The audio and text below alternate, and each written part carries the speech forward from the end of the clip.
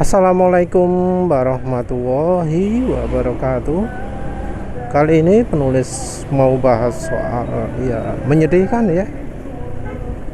Menyedihkan karena kembali lagi terbukti bahwa blogger, vlogger, mereka yang jadi perwakilan konsumen untuk mengetahui kondisi motor pabrikan ternyata nggak netral ya.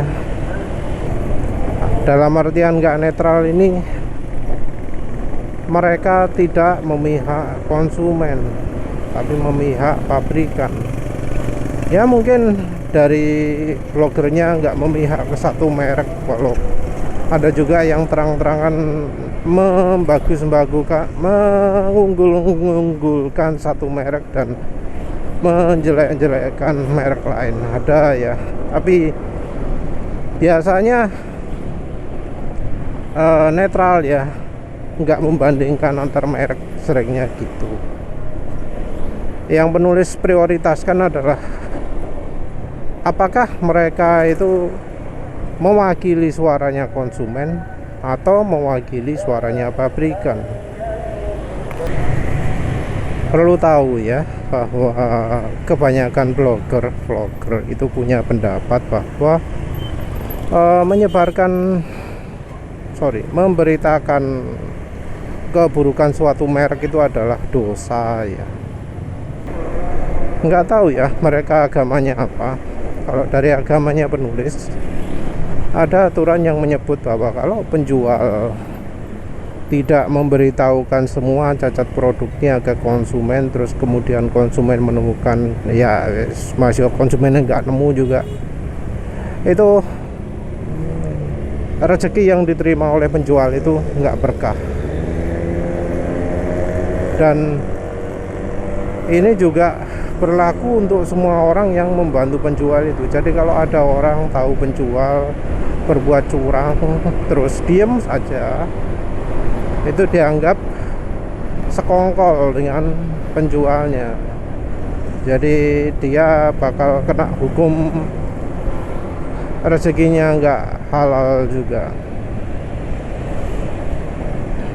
Jadi ya baiknya ceritakan semua, unggulnya apa, jeleknya apa. Tapi ya sepertinya dari kasus Rangka ESAP ini jadi bukti lah bahwa vlogger itu nggak netral. Masa ada kasus rame viral, rangka patah, sampai ada yang kena jadi korban jiwa juga, kok gak ada beritanya ya? Sama sekali tidak ada beritanya. Bisa dibilang nol lah beritanya ya.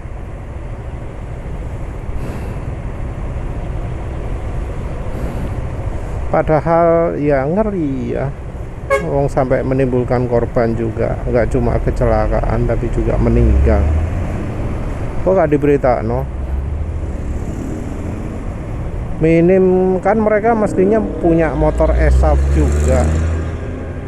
Minim ngecek dicek rangkanya ya opo, dilihat kondisinya ya opo. Karena KNKT saja sebagai perwakilan dari pemerintah tahu bahwa ditemukan karat di bagian dalam rangka yang tidak tercoating. Karena bagian dalam rangka tidak tercoating, jadi ada karat. Paling tidak lah ya, kalau mereka itu orang yang memperhatikan kepentingan konsumen, ya buatlah artikel, buatlah video yang memberitahukan caranya bongkar rangka gimana kalau ingin periksa sendiri. Terus caranya menangani rangka yang karatan itu bagaimana lah, kalau ingin memang tujuannya buat ngevlog, buat ngeblog, itu adalah demi konsumen. Tapi apa yang terjadi? Banyak vlog yang sama sekali tidak membahas rangka ESAP karatan ya. No, betul-betul no. Padahal misalnya bahas berita MotoGP, bahas berita motor ini motor itu, tapi sama sekali nggak ada berita soal rangka ESAF, atau kalaupun ada hanya ketika mengumumkan apa yang diumumkan oleh pabrikan. Jadi cuma menyampaikan pengumuman dari pabrikan. Kenapa kok kontennya cuma ketika pabrikannya buat pengumuman saja? Mengapa kok sebelum-sebelumnya tidak? Itu masalah besar ya. Jadi kan dari Honda sendiri melakukan pengumuman soal ESAF ini kan ada 2 kali ya. Yang pertama adalah ketika yang Adnoh mengumumkan silikat-silikat, terus dari media vlog diundang untuk menunjukkan ini loh silikat. Wes. Terus habis itu yang terakhir adalah rangka karatan ya. Sorry. Terus yang terakhir adalah garansi 5 tahun. Wow, wes. Dibesar-besarkan lah. Wah garansi gitu ya. Tapi saya netral. Ngomongnya netral, tapi kok ya kelakuannya nggak netral. Ngomongnya netral, tapi berita-beritanya kok ya kepanjangan pabrikan saja. Netral apa nih lah? Jadi ada ya vlog yang nipu gitu ya, ngomongin netral tapi padahal nggak netral. Ya wis niru Honda lah. Dari Hondanya sendiri suka bohong, jadinya mereka yang bukan bergantung hidupnya, tapi mereka yang dapat bayaran dari Honda juga jadi nggak netral. Bahkan bisa ya sebaliknya, walau nggak se-ekstrim sales ya, nggak se-ekstrim buzzer. Mereka pilih diam, entah pilih diam atau disuruh diam, penulis nggak tahu. Penulis ngomong dibayar ini ya, rasanya ada level-levelnya ya. Ada level-levelnya, ada yang masuk grup, ada yang sering diundang Honda gitu ya. Jadi kalau ada acara wisata kemana, wisata vlogger, wisata blogger kemana, diundang, diajak ya, gratis dibayari Honda KB. Arep gak enak ya opo ya. Mungkin cuma yang penting datang gitu dok. Datang pun pasti dikasih uang makan, uang transport lah istilah, yang mungkin jumlahnya bisa 500.000 atau 1 juta, nggak tahu. Nggak masalah sih terima uang dari sponsor gitu ya. Tapi mbok ya artikelnya, videonya ya yang bantu konsumen mbok sih. Kenapa kok isinya kok menyudutkan konsumen, mengarahkan konsumen ke jalan yang salah? Ngomong harus diservis rutin, dirawat, apa mereka nggak tahu bahwa sekarang ini yang namanya mekanik bengkel resmi itu secara kualitas rata-rata itu di bawah standar, karena orang yang dipekerjakan juga tidak dididik lebih dulu ya, tanpa lewat pengkaderan yang serius. Kalau lihat hasil-hasilnya itu mau masang baut tapi gak pecus, boleh lah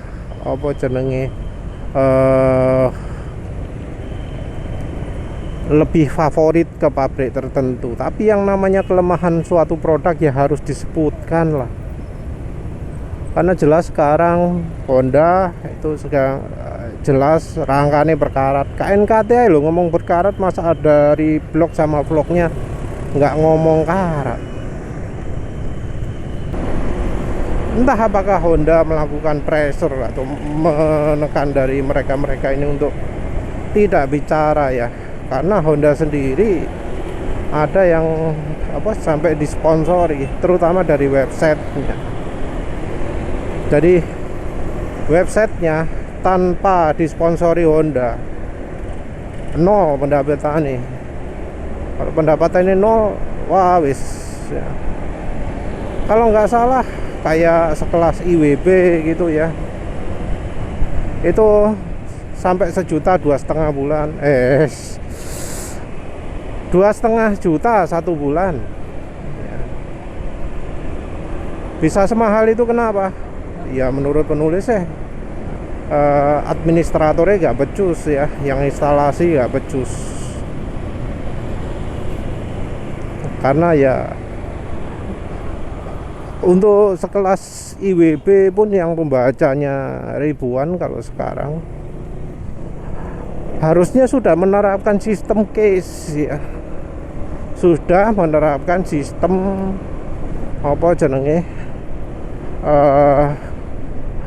kalau baca nggak dikompil ulang lah istilahnya. Soalnya namanya yang banyak software yang banyak dipakai sekarang kan pakai WordPress. Nah, WordPress itu merupakan software yang bugnya paling banyak, sistemnya paling nggak efisien ya, untuk bisa menampilkan suatu halaman file yang dibuka sampai puluhan ribu itu masih butuh dikalkulasi lagi. Ono variabel yang mengkalkulasi ukurannya, variabel ambil datanya. Jadi butuh akses database yang karena saking tidak efisiennya, yang diakses itu juga banyak. Jadi dari database-nya banyak yang diakses, dari file-filenya itu juga banyak yang melakukan kalkulasi perhitungan. 2,5 juta itu ya bisa aja kadang blank ya, karena komputasinya nggak mencukupi ya. Harusnya kalau sekelas IWB sudah nggak pakai WordPress lagi, tapi buat software custom yang mendukung model case yang betul-betul tahan dibaca oleh ribuan atau ratusan ribu orang. Tapi ya kebanyakan orang pakai WordPress, kebanyakan blogger pakai WordPress. Dan karena mereka itu nggak menerapkan case ya, biayanya mahal-mahal. IWB sendiri ngomong ya wes demi untuk membaca ya, itu ya bisa aja karena biayanya wes sudah sangat mahal ya.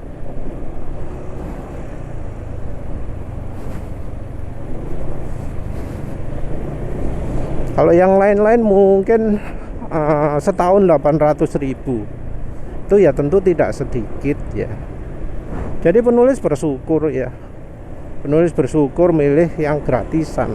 Walau ya kalau nggak gratis itu ada kemungkinan disponsori ya. Contoh terakhir penulis ditawari 150.000 sebulan untuk menampilkan iklan di websitenya gitu kalau nggak salah.